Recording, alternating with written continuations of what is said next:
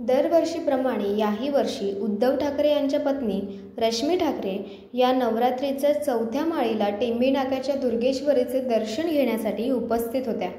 सर्वप्रथम रश्मी ठाकरे यांनी दिघे साहेबांच्या पुतळ्याला हार अर्पण केला। त्यानंतर रश्मी ठाकरे यांच्या हस्ते दरवर्षीप्रमाणे दुर्गेश्वरी देवीची आरती करण्यात आली।